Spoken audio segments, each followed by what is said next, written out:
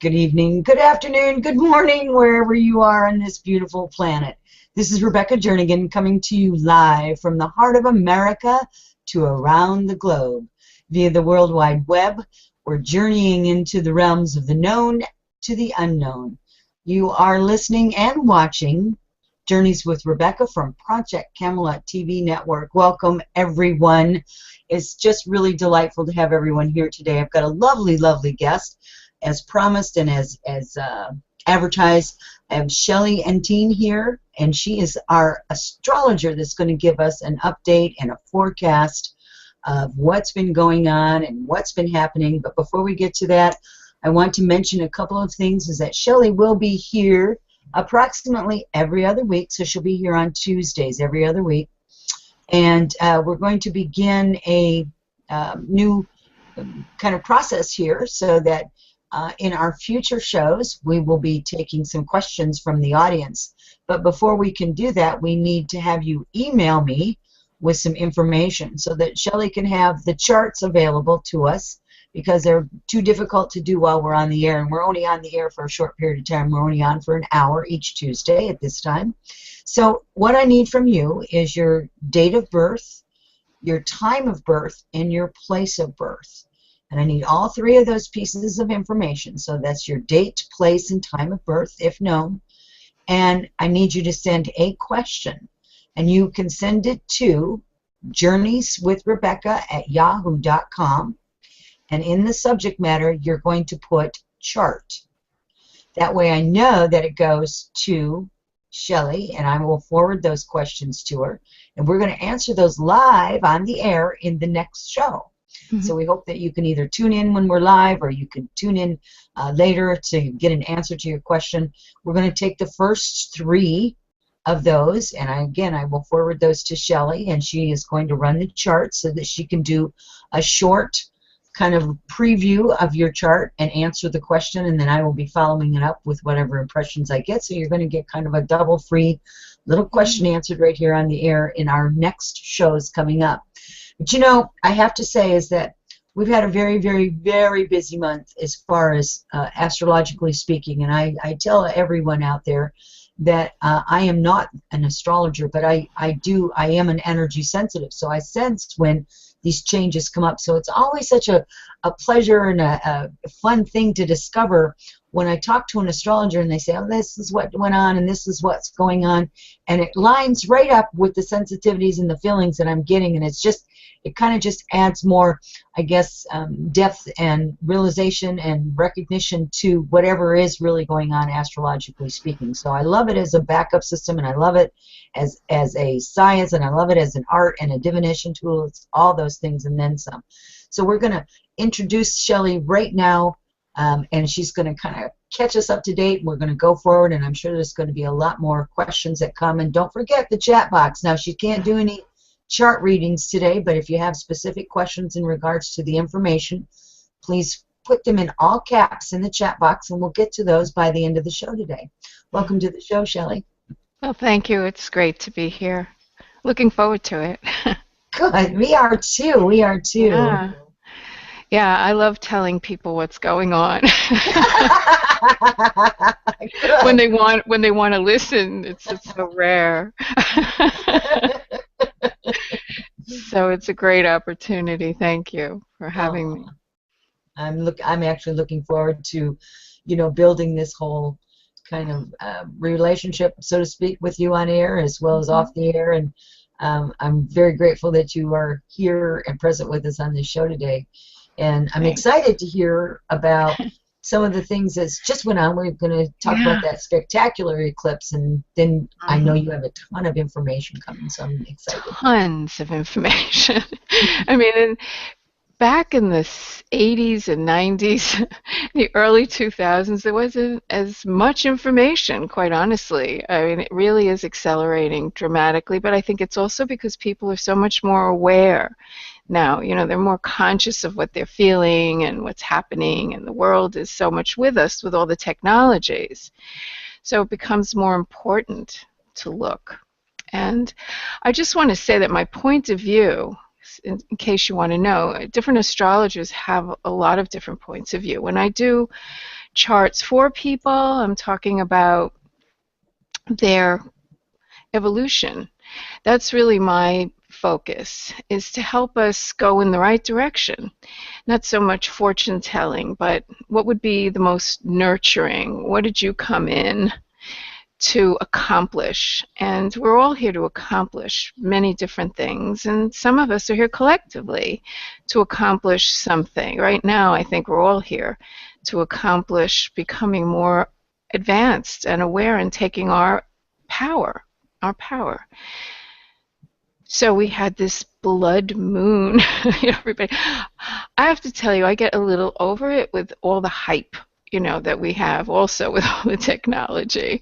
Everything is the most special thing that ever happened, but we're always in relationship to the moon. I mean, if there was no moon, we wouldn't have life as it is on our planet, because the moon is the yin and yang of us, the breathing in and out, the tides going up and down, our heart beating.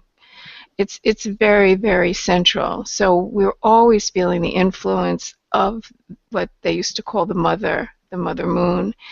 And so each month, if we know what's going on with the moon, we can understand a lot more about what we're feeling, because the moon has a lot to do with our sensitive nature, our moment-to-moment response to the environment. It's that inner child that we all have that never all totally grows up. It's how we act when we're upset. Before we can even think about it, we're acting like this, okay? So when you have the moon coming closer to the Earth, which is what it did to become a supermoon, it had to be a little bit closer in its orbit, so it would look larger. It's going to have a greater influence, even if there was no eclipse, it would still, the supermoons have more magnetic pull, and so they also have more of an effect on the emotional levels, because this is the level of the waters, of the oceans, of the moon. So to have an eclipse also just heightened this, because why? We had a solar eclipse already, and that's in the mundane world, which is also extremely important to us, where we work and how our lives look physically.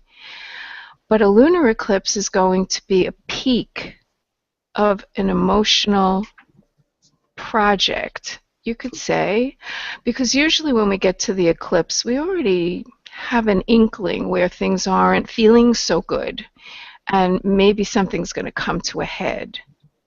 And at a supermoon eclipse, full moon, that's going to be extremely true. It didn't just happen on that day, though. The astronomical phenomena happened. We could see it in the sky, except here where I live, because it's always raining where I live. We're all astronomical phenomena. They just want me to have a nice, relaxing night. They don't want me going out. So they make it rain. But anyway, this would be an influence that was already coming in for about 6 weeks. So you can look back in your life and you can say, oh, and then you can say 6 months forward as well. Now, that's what a lot of people forget about the eclipses. They come every 6 months. We're always in an eclipse cycle. But some of it becomes more obvious at different times. And that has to do with you as an individual, your chart. Where did this eclipse fall? It was at 4 degrees of Aries. So if you know your chart, you would know where that is. Did it conjunct a planet? Did it do something? Was the sun, which was opposite in Libra, 4 degrees, was that doing something in your chart? If so, you would feel it more emphatically as the actual event took place. You would get the first experience. Other people, it could come further down the road. So it's good to know that just because that eclipse came and you know, gee, it's Tuesday, nothing happened, don't relax. No, it's going to show itself, is what I mean. So if you're looking at what question do you want to ask between the week, that I'm not here and the week I come back, you might, if you don't know where 4 degrees Aries was in your chart, you might want to ask that. So you can find out the area of life for you as an individual that was going to be specifically affected, and if there was any Okay. planet. Okay, well, I'm going to put my hand up then. Oh! Wow, I can I will see be your it. first question. All right, well, good. You can, yeah, because I will be happy to do that. Um, because I think that's so important. I mean, I have an Astralessence Facebook page, and that's ASTRAL Essence, and I do daily forecasts there, and you can only give the most general of things to people in general, because we all do experience the general, but then there are people who are getting specific effects for any forecast, any aspect of any planet. But why is this moon so important? Why did I think it was so important then? And that had to do with, we're on an evolutionary path. This is my focus. And we're learning. So we've been in what we call the nodal emphasis of evolution, which is the plane of the ecliptic, is where the nodes are, and that's where the eclipses take place, right? So for 19 months at a time, sometimes it goes a little differently. Astrological and astronomical influences are not set in, such order like our calendars and our clocks are, but basically around 19 months. We've been exploring the South Node in Aries, which is where we had our eclipse, and the North Node in Libra. And this was an incredibly important experience for us. We have Uranus, planet of sudden upheaval, in the sign of Aries. And so it has been part of that ongoing Uranus-Pluto square, which some of you, if you follow astrology, this was 7 exact hits that we had. The last one was in March. And those are the aspects that are responsible for a lot of the upheaval, the innovation, but also what we're seeing crumbling and suddenly happening around us. This is the feeling that got us going and got us moving rapidly into a crisis on our planet in general, and for some of us in our lives. It's going to cause change. It's going to cause transformation. Those planets are still in orb, by the way. They're not going to make another exact hit, but they are still there. So you look at the world situation and you can see it. You look at our government situation, you can see it. You look at your life, and somewhere there's been some radical shifts taking place. So we look at this and we say, okay, this was another reason why we had to look at the South Node in Aries. And the South Node represents what we have been doing excessively on the negative end of a sign. All signs have their better qualities and their not so great qualities, and we get to choose between them all the time.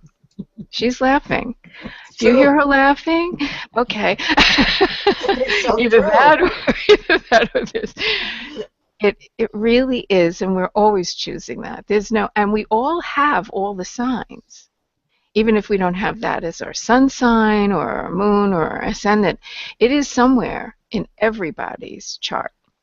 So the quality of Aries that we consider to be negative, and then there are some times when those things aren't negative, would be anger and aggression. Aries is known as the god of war, so that. And we also have selfishness. Aries is the first sign of the zodiac. It's the I am. I come into separate being. And so when we're learning about that, we can have this incredible polarity between, should I focus a lot on me, or should I just focus a little bit on me and think about other people occasionally? So the negative, selfish, and also having to be first, having to lead and be first. It's tricky. It's tricky. I mean, I think you can look at famous people out there, maybe even in a presidential campaign, and you can, pick out little qualities here and there that would show you whether they're using Aries in the South Node negative way. Okay, famous people will show. I love famous people because they're always out there showing us. The positive qualities of Aries are what we have to develop in order to lift ourselves up enough to move towards the polarity, which is the evolutionary growth point, and that's Libra. So the opposite of war is peace. The opposite of me, me, me is us, and coming into an equal balance and partnership. I think it's important when you use the word compromise, which is a Libra word, to remember that the compromise of the positive side of Libra is not to be compromised, which means you're giving up something and you're losing yourself in order to keep peace. That's one of the things people do with that, and then it causes problems later. This polarity is very, very important because it's the first place we come in. So it's self, other, relating to important others, like a marriage partner. Okay? So the positive Aries now is a healthy self-individuation. Because when we are healthy in our own understanding of who we are, and we're not fighting for it out of fear of not being able to be that individuated self, it's a different energy. It's a healthy energy, and it lets us look at the other positive things, which are inventive, and leadership can be a very positive position to take. We need sometimes people to start things, get going. Aries is innovation, it's adventurous, it's courageous. So these are things that are also bringing new things into our lives, especially with Uranus there, new inventions that could help us live incredibly wonderful lives, technologies, So it's not that Aries is negative, it's that we've had to look at how we've been using the energy out of fear and using it in a negative way so that we could get to this place of making equal and well-considered good choices and have harmony and peace and balance. Wouldn't that be nice? I love that. Wouldn't that be great? You can vote now. Okay. On your screen, check the box. Harmony. For peace and harmony. Let's do that. And also equality. Yes. And since Libra was the sign of marriage, we can see something very famous happened in our country, whatever you feel about it. The equal right to marry has occurred during this 19 months of emphasis. Of course, there are people fighting about it, but a law, which is Libra, was passed. Equal rights for women in pay, that's sort of lagging, A lot. You could say whatever you just say. Yeah, it's lagging, and it isn't over. This is going to keep coming back, but at least you can see that things do change, and whether you like change or not, depending on your sign and your points of view. We have seen major issues about equality and trying to get laws to fix things so that things aren't quite so imbalanced between mine, me, and other people. So, however, we're about to leave that. On November 13th, we're going to leave that, and we're going to focus in a different polarity. So what happens right before we leave it? We have this super full moon in Aries eclipsing. So if you don't know where it is in your personal life that your emotional circumstance pushes the wrong Aries button, this eclipse came to show you, to show all of us. All of us. I don't want to tell you what it was showing me. I don't have to read my chart on this show. But if you're willing to look, this is the biggest thing. You have to love yourself enough to look, and then you can improve. So when you're not walking around, do you good? Because when you're not walking around angry all the time, you feel better. You're gonna be healthier. So love yourself enough to look at where that fear is, because it's always fear that causes the negative side of things to come out. True. See if you can find that. Mm-hmm. So that is how we ended, or we have started to end the month of September, and go into the solar cycle of Libra, which is about that North Node and the partnerships. So this month we'll be looking a lot at that, a lot, and moving further into the new influence, because the new North Node is going to be Virgo, that much maligned sign. People think negative thoughts about Virgo frequently because when it is negative, it's fussy or critical. People think they're standoffish, or they misunderstand the symbol of the Virgin. So we're going to the North Node qualities. And on the esoteric level, the Virgin was the high-level initiate who was feeling complete within the self, so that you were not a slave to anything outside of you or any person. You knew who you were, and you were happy and content with it, and that's the highest level of Virgo, which is an interesting thing to come after Aries also, because we talked about getting that healthy self-individuation. So if you're looking at this next phase, we're all going to be learning that, but we're going to have the South Node in Pisces, which is deceptive, illusionary, delusionary, escapist. These are the negative. Don't be offended, Pisceans. There's good stuff too. I'm just talking about the pitfall right now, because the Pisces energy is the most sensitive. Well, all the water signs are sensitive. I know there's one here, at least one. One won't tell me, so I'm guessing there might be two. So there is that immediate experience of feeling. Okay, it's really, emotion is actually more fire because it's motion, all right? So we use the words interchangeably, but feeling is the receiving aspect, and that's what water does. It's feminine. It receives. So Pisces is, this is how I like to look at it. You're a little goldfish in a little goldfish bowl, and somebody drops something in. You can't escape the ripple. If it's a big stone, it's going to really, make you go up and down. If it's your little food, it's just enough to tell you, whoa, I get to go up and, So the Piscean nature is in the ocean.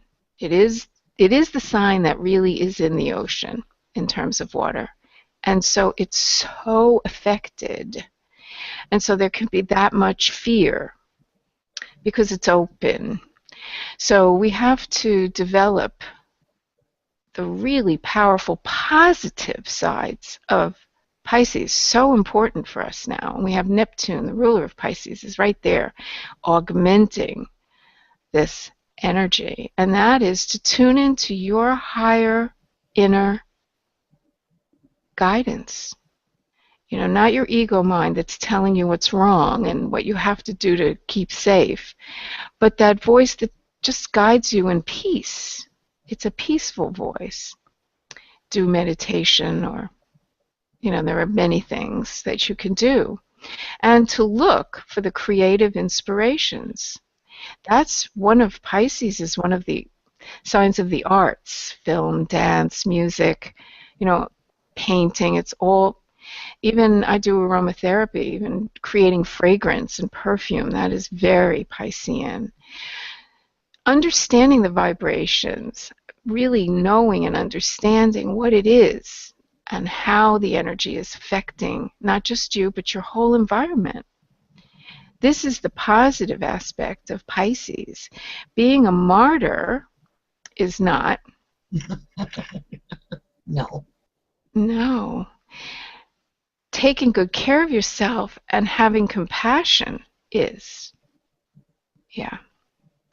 So escapist behaviors do not work. You know, they just create more need for escape. So we come into the world. We don't go away into the ivory tower. We don't make believe nothing is happening. You know, we don't do that. That's all the negative escapist Pisces. But in the North Node, Virgo, we mentor ourselves by taking good care of ourselves. And with Jupiter there, we're going to do the best if we start creating rituals, daily rituals that are supportive and nurturing for us, for our health. You know, I don't know how you feel about it, Rebecca, but I think health is a very individual experience, especially with everything we can read online now. You can get information that might work for your friend, but it might not work for you. And I feel like guidance, inner guidance, and being able to tune in is required so that you know. I'd like to comment on that, and I have to agree 100% with what you're saying. I've said for many years, you can give 10 people an aspirin, and that aspirin isn't going to react the same way in all 10 people. It's just not going to do that. Mm-hmm. And the reason it's not going to do that is because individually, we all have our own specific energy signatures. We have our own resonance. We have our own diets. We have our own locations that we are around the globe. And some of those locations determine what nutrients we get and, you know, what foods are available to us, et cetera, and so forth. There's just too many variables to say, here's an aspirin, and all of you are going to have the same result from taking this aspirin. It's not going to happen. And so, you know, and what works for, and I'd like to carry this thought just a little bit further, because I think this is really an important, not that anything else wasn't, but I think it's important for people to understand that we get into a habit of taking, say, a certain multivitamin every day, as an example. Well, we take that every day, and maybe we've done that for years, weeks, months, whatever it is. But if your body becomes so used to it, it then becomes almost a crutch as well, because the idea behind anything that you would do for healing or to help yourself is to allow the body, because the body is just an extraordinarily amazing vehicle mechanism for being able to conduct its own self. And again, it's all based on environment. So you were just sitting here talking about changes, right? Everybody's lives change.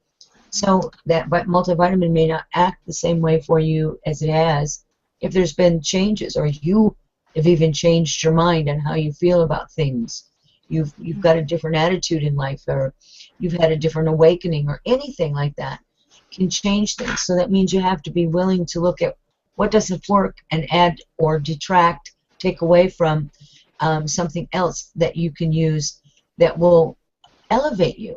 It's all about elevation. It's about making yourself better and better each day. Right. So it's no getting stuck in a rut that the same multivitamin is going to work the same for you individually every single day, as well as it's not going to work the same for every individual. Right. Well, then it's also good that people develop a way of being able to know.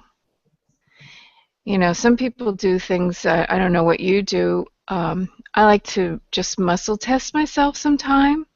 I don't know if you've ever had a show on that your No, but listeners. I would love to talk about that sometime with you. Yes, Well, absolutely. I I do can it give myself. you. Yes, I can do very, basic, and then there are people who use pendulums, just to get an answer from your higher self.